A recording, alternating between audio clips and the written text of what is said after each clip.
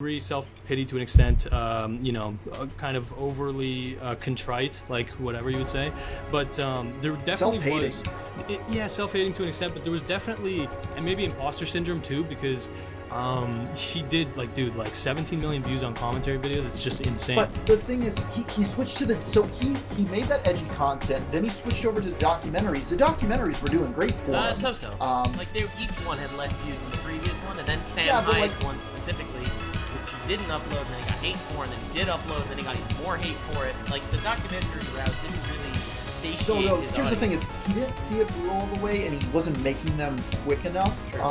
If he was doing like one a year, maybe one every 6 months. He also did like one a year. At the end, he was doing that, but it's just, but still, switching over to that, and he was getting 6 million views on each one of those documentaries. Compared to now, he's getting like 200,000 views, which is like still a decent like mid-sized YouTube channel by all means. But it's not the same. I mean, I recently went up and filmed a documentary with MrSpaghetti, and my concept for it was like, hey, it's been like 5 years since Full Force came out. Like, why isn't there an update to this? And I was talking to MrSpaghetti in person. He's like, yeah, man, we reached out to IDubbbz to do something, and he didn't want to. He wanted nothing to do with us. What's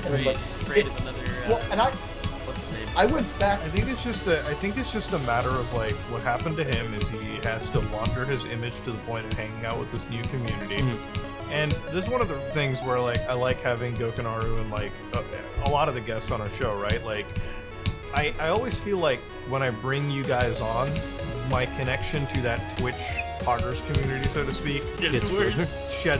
It gets worse and worse. At this point, it doesn't exist, and I don't give a fuck about it. Yeah. Like, we're in a community where, like, I've never interacted with them in a content manner. So I've always interacted with you guys in a content manner, mm-hmm. So I'm just going to stick to where roots are. Yeah.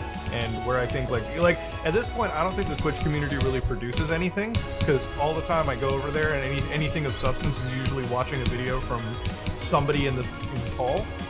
So I'm always just going to stick around with this community quality. I think for Ian, it was like laundering his image to fit with the community that would never accept him.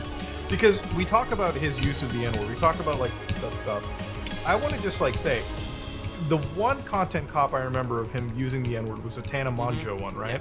And he only used it because Tana was like very free with that word, and then she was trying to launder herself. So it was like very much, if you understood within the context of the things, right? There's a big difference between somebody being an objective racist shithole and somebody like, being IDubbbz. It's like watching the N-word episode from South Park, which is like one of the most great episodes. Finally. Nobody's gonna sit there and say, "Oh, is Trey Parker a neo-Nazi?" And he said the N-word like how many times? No, like the whole point of that episode, if you understood the whole context. Finally.